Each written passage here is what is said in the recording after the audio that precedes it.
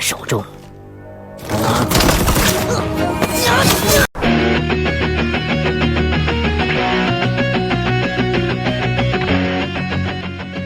Film dimulai pada tahun 1644, di mana sekelompok pasukan pemberontak yang dipimpin oleh seorang prajurit bernama Li Zicheng sedang bertarung melawan pasukan dari dinasti Ming. Berkat keahlian bertarungnya, dia bersama pasukannya berhasil mengalahkan semua pasukan dari dinasti Ming dengan mudah. Dari kemenangan mereka ini, Li Zicheng berhasil menguasai Beijing dan menjatuhkan kekuasaan dinasti Ming. Selain itu, dia juga mendapatkan benda pusaka peninggalan dinasti Ming berupa cawan putih yang katanya memiliki kekuatan misterius.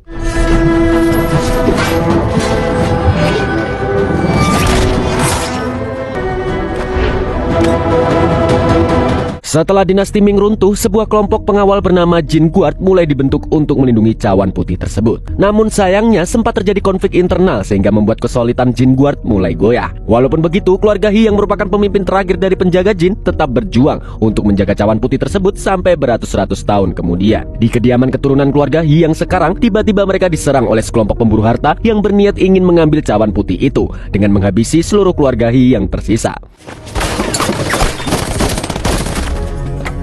一伙境外雇佣兵从他们手中。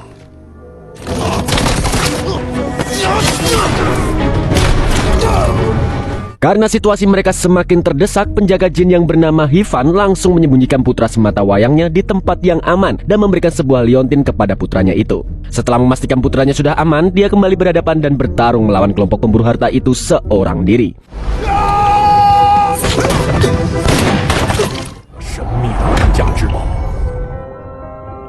Meski harus mengorbankan nyawa, Ivan tidak pergi dengan rasa penyesalan karena dia berhasil mengamankan cawan putih itu tepat waktu dengan melemparnya ke dalam sungai. Hingga akhirnya cawan itu ditemukan oleh seorang nelayan.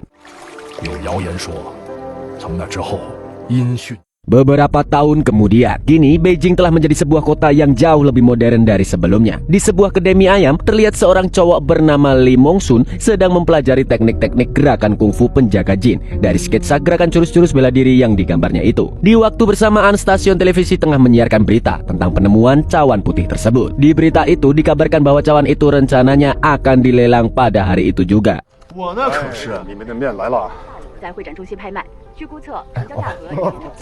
Selesai makan di kedai mie ayam, Moksun kembali belajar di kampus. Saat jam pelajaran, Moksun diminta untuk melakukan presentasi di depan kelas. Bukannya presentasi sesuai bidang jurusannya, dia malah menceritakan sejarah berdirinya suku penjaga jin dan keruntuhan dinasti Ming di depan teman-teman sekelasnya, hingga membuat seisi kelas tertawa karena presentasinya itu melenceng dari bahan pembelajaran dan dianggap sudah ketinggalan zaman. Sebagai hukuman, Moksun diminta oleh dosennya untuk presentasi ulang di pertemuan selanjutnya. 这就是锦衣卫的飞镖，他们隐姓埋名，只为守护大明王。你要是学历史的，我等着补考吧。 Setelah kelas berakhir, Moksun berpapasan dengan geng preman kampus yang diketuai oleh berandalan kelas teri bernama Fan Suang. Saat Fan Suang ingin mengajak Moksun gelut, untungnya teman Moksun yaitu Kai datang dan segera melerai pertengkaran mereka. Kai memperingatkan Moksun agar menjauhi Fan Suang untuk terhindar dari masalah. Bukannya apa-apa, Kai hanya tidak ingin temannya itu dicelakai oleh Fan Suang karena dia memiliki saudara yang jago kungfu. Namun tiba-tiba Fan Suang dan gengnya malah berbuat ulah dengan menggoda salah satu teman ceweknya yang cantik paripurna seantero kampus bernama Hisushi. Melihat itu, tentunya Moksun tidak bisa tinggal diam begitu saja. Alhasil dia pun menghampiri geng Fan Suang dan terlibat dalam perkelahian yang seru.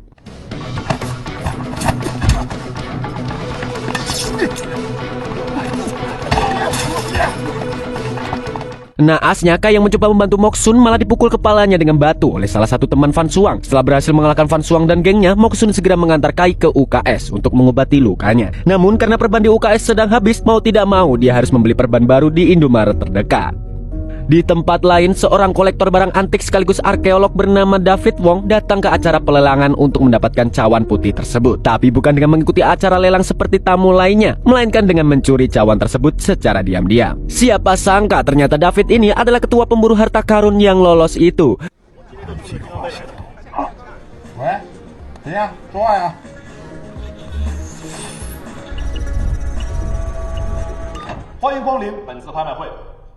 Setelah berhasil mengelabui penjaga, ketiga orang itu bisa masuk ke ruangan berangkas dengan mudah tanpa halangan sama sekali. Di dalam berangkas, mereka segera menemukan cawan putih itu dan memfotonya untuk dikirim ke bos mereka sebagai bukti kalau mereka telah berhasil mencuri cawan putih tersebut. Di sisi lain, acara pelelangan masih berlanjut dan beberapa barang antik sudah laku terjual oleh pembelinya. Namun saat giliran cawan putih akan dilelang, semua orang yang ada di sana terkejut.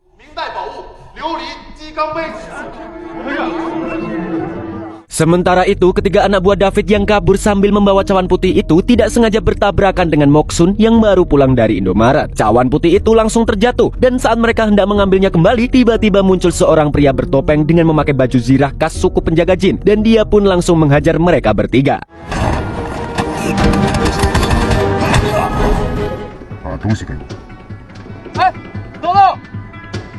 Berita pencurian cawan putih itu pun mulai viral dan disiarkan di berbagai stasiun TV. Saat pulang ke kosan, Moksun menceritakan pertemuannya dengan pria bertopeng itu kepada Kai sambil membalut kepala temannya yang terluka itu.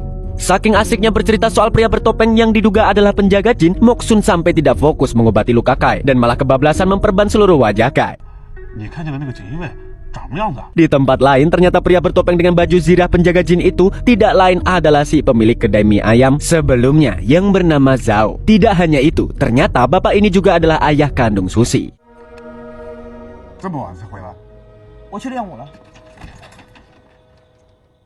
Di sisi lain, David terlihat kesal karena gagal mendapatkan cawan putih yang sebelumnya telah berhasil dicurinya itu. Agar David tidak semakin marah kepada mereka, ketiga anak buah David pun menyarankan agar menyewa seorang petarung hebat bernama Xiongba untuk mengambil kembali cawan putih tersebut. Karena mereka tahu bahwa saat ini cawan putih itu sudah berada di tangan seseorang yang memiliki kemampuan bela diri yang sangat hebat dan patut diwaspadai. Untungnya David setuju dengan saran dari anak buahnya dan segera menyuruh mereka untuk menemui si petarung tersebut. Setibanya di tempat Xiongba, ketiga anak buah itu segera menunjukkan video pertarungan mereka dengan si pria bertopeng kepada Xiongba. Saat mengetahui kalau pria bertopeng itu adalah penjaga jin, Xiongba langsung menyetujui permintaan mereka untuk menghabisi pria bertopeng itu.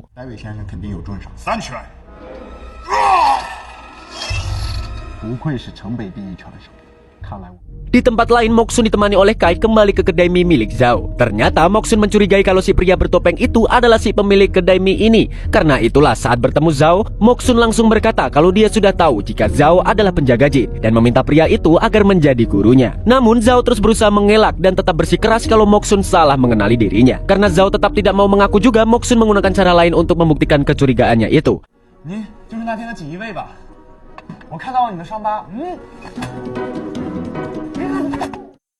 Besoknya, saat Moksun tengah berlatih di aula kampus, di sana juga ada Susi yang sedang berlatih menari. Karena merasa terganggu sama Moksun yang terlalu berisik, Susi pun langsung menegurnya. Namun, Moksun tidak memperdulikannya dan tetap fokus pada latihannya. Merasa kesal sudah diabaikan, Susi mengejek gerakan kungfu Moksun yang dianggapnya aneh. Karena tidak terima diejek sama cewek cantik, Moksun berniat ingin membalas perbuatan Susi. Tapi malah dia yang diselepet duluan sama Susi dengan gerakan kungfu yang mirip seperti si pria bertopeng itu.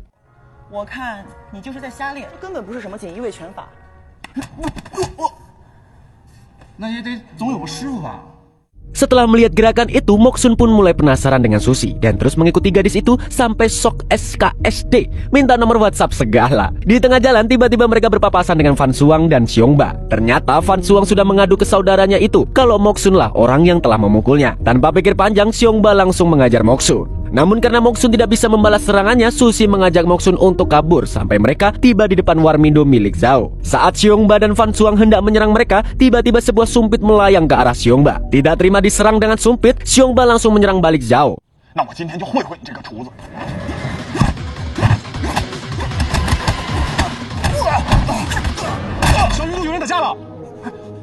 Saat sadar, Moksun langsung berkata bahwa dia sangat yakin kalau Zhao adalah penjaga jin setelah melihat gerakan kungfunya tadi. Kali ini Zhao pun tidak bisa mengelak dan akhirnya mau mengakui kalau dirinya memang penjaga jin. Setelah mengetahui kalau Zhao benar-benar penjaga jin yang asli, keinginan Moksun untuk belajar kungfu dengan Zhao pun semakin kuat dan dia sekali lagi meminta Zhao untuk menjadi gurunya. Sayangnya, lagi-lagi Zhao menolak karena Moksun masih belum memahami ilmu dasar tentang bela diri.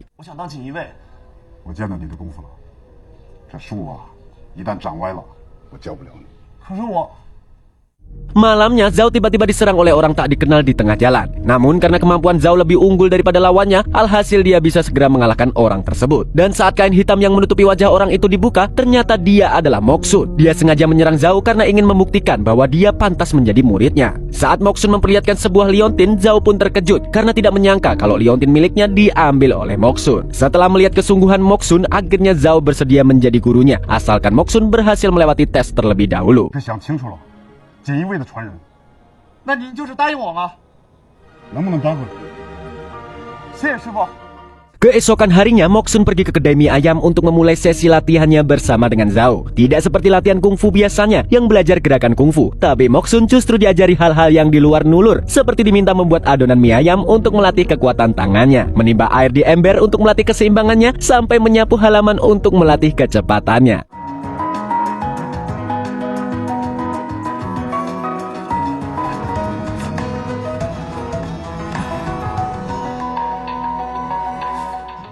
Di suatu malam, Susi sempat bertanya kepada Moxun kenapa dia begitu terobsesi ingin menjadi penjaga jin. Moxun lalu bercerita tentang insiden yang dialami keluarganya di masa lalu, di mana ternyata Moxun adalah anak dari nelayan yang menemukan cawan putih itu.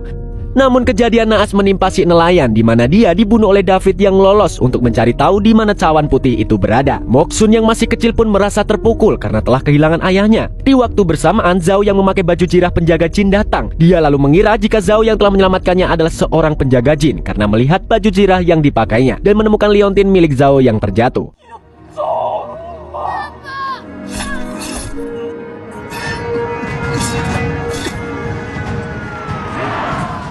我要成为像他一样的人。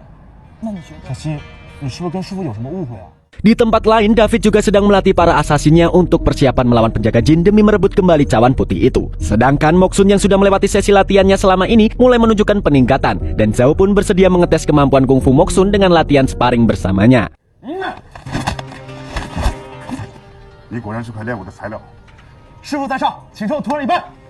Sebagai gurunya, Zhao pun memuji Moxun yang telah berhasil menguasai kungfu dengan cepat. Zhao yang menganggap jika Moxun sudah siap, akhirnya mengajak Moxun ke sebuah ruangan untuk melakukan janji sumpah menjadi penjaga jin. Setelah proses janji sumpah selesai dilakukan, Moxun pun resmi menjadi penjaga jin. Kemudian Zhao memberikan sebuah pedang kepada Moxun untuk dijadikan senjatanya. Awalnya Moxun ragu menggunakan pedang karena trauma masa kecilnya itu. Namun Zhao mencoba untuk membantu Moxun agar bisa menggunakan pedangnya dengan benar. Zhao pun menyuruh Moxun untuk memotong sebuah apel yang diletakkan di atas tahu tanpa harus merusak tahu tersebut. Sebelum Moxun mencobanya, Zhao sempat memberi saran agar Moxun tidak menganggap pedang itu sebagai senjata, melainkan pikirannya sendiri yang harus dikontrol dengan baik-baik. Dan berkat saran Zhao, Moxun pun berhasil memotong apel tanpa merusak tahu tersebut. 刃不在兵器上，而在你心中。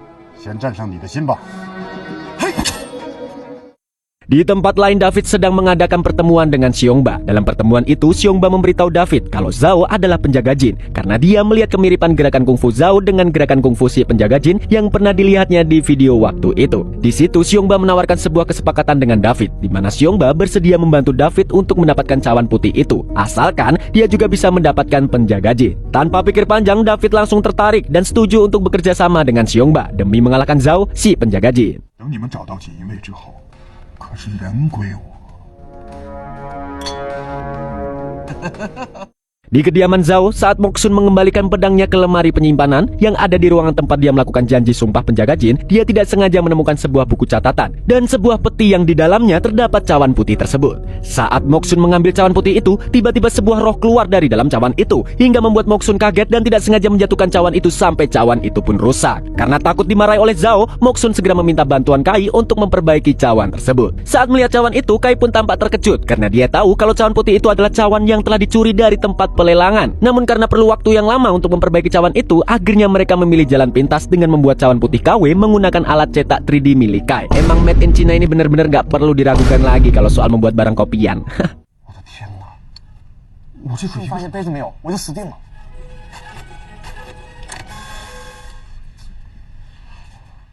Saat Moxun hendak mengembalikan cawan putih itu ke peti penyimpanan, tiba-tiba para asasin David muncul dan menyandra Susi. Zhao yang mengecek keluar pun khawatir saat melihat putrinya berada dalam bahaya. Lalu si asasin berkata, kalau mereka ingin menyelamatkan Susi, mereka harus menyerahkan cawan putih itu kepadanya. Karena tidak ingin Susi terluka, Moxun pun terpaksa menyerahkan cawan putih itu kepada musuh. Saat perhatian si asasin teralihkan ketika Moxun melempar cawan itu kepadanya, hal itu pun digunakan Zhao untuk menyelamatkan putrinya yang disandra.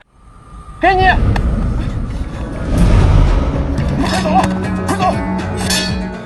Sialnya mereka bertiga malah dihadang oleh David dan Xiongba. David pun menodongkan pistol ke arah Moxun CS agar mereka tidak berusaha untuk melarikan diri darinya. Namun tiba-tiba Zhao muncul dan langsung menyerang David. Saat Moxun membawa Sushi dan Kai untuk kabur, Zhao pun menghadapi David dan Xiongba seorang diri. Di situ Xiongba ingin kembali berduel 1 lawan 1 dengan Zhao sebagai balasan atas kekalahannya waktu itu. Namun baru saja duel mereka dimulai karena David menghalangi duelnya itu. Namun David tidak peduli dan malah menyuruh anak buahnya untuk menyerang Xiongba dengan melemparkan shuriken kepadanya.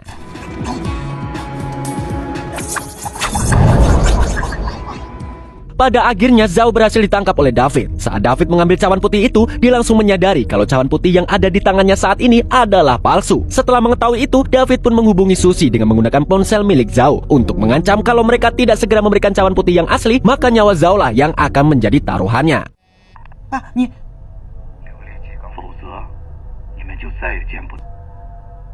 说怎么办？你就别管这么多了，赶紧去把大叔换回来吧。 Keesokan paginya, Moxun kembali ke kediaman Zhao untuk mengambil baju jirah penjaga jin dan pedangnya.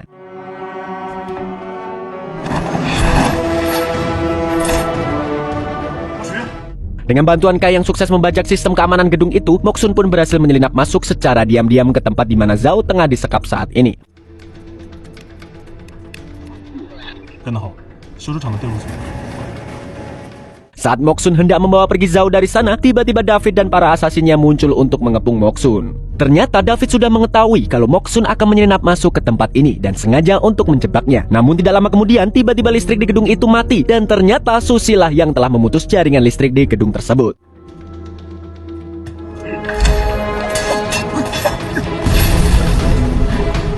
Selagi Sushi menyelamatkan ayahnya, Moxun pun berhadapan dengan para asasinnya David.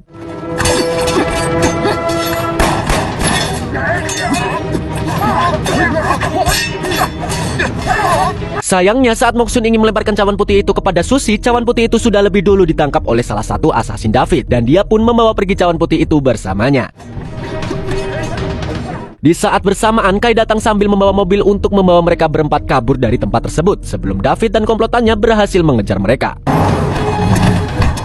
Keesokan harinya, selagi menjenguk Zhao yang sedang dirawat di rumah sakit, Kai memberitahu Moxun dan Sushi jika dia sudah berhasil melacak David yang membawa cawan putih tersebut. Tanpa buang-buang waktu lagi, mereka bertiga segera meluncur ke lokasi tempat mobil David berada. Namun di tengah perjalanan, tiba-tiba mobil yang mereka tumpangi mogok. Saat Moxun dan Sushi keluar dari mobil, anehnya mereka malah melakukan perjalanan spiritual di mana mereka bertemu dengan roh penjaga cawan putih tersebut. Roh penjaga itu berkata kalau cawan putih itu sebenarnya adalah sebuah kunci untuk membuka harta karun dinasti Ming. Jadi dahulu kala bangsa Mongol telah merampas emas dari penduduk daratan Cina. Karena banyak orang yang tidak terima, akhirnya harta itu pun berubah menjadi kutukan. Untuk menghindari kutukan itu dilepaskan, maka dibuatlah cawan putih itu. Dan karena itulah penjaga jin berusaha untuk terus menjaga cawan putih tersebut.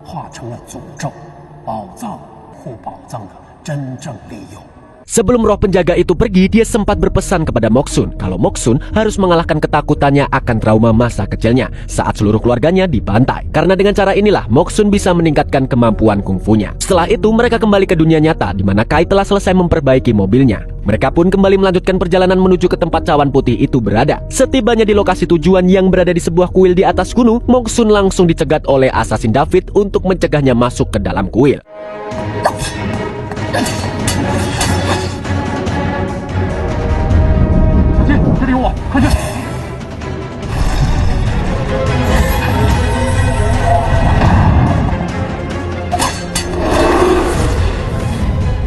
Sayangnya mereka terlambat karena David sudah berhasil membuka peti harta itu dan kini dia dirasuki oleh roh jahat dari kutukan tersebut.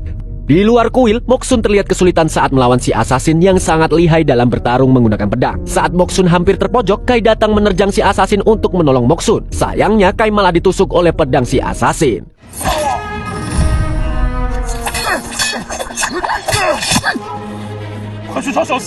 Di sisi lain, Sushi juga kewalahan menghadapi David yang menjadi semakin kuat setelah dirasuki oleh roh jahat tersebut. Saat David hendak menghabisi Sushi, Moxun pun datang tepat waktu dan berusaha untuk menyerang David. Namun kekuatan roh jahat itu mampu membuat David tidak terkalahkan dan Moxun pun dibuat terpojok saking kuatnya tendangan David.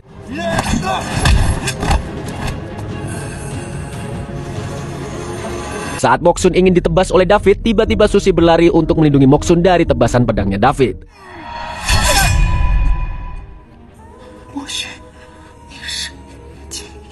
Menyadari kalau kedua temannya telah mengorbankan diri mereka untuk melindunginya, tekad Moksun untuk mengalahkan David pun kembali berkobar. Dia kembali teringat dengan pesan si roh penjaga cawan putih dan berusaha sekuat tenaga untuk mengalahkan rasa takutnya akan trauma masa lalu.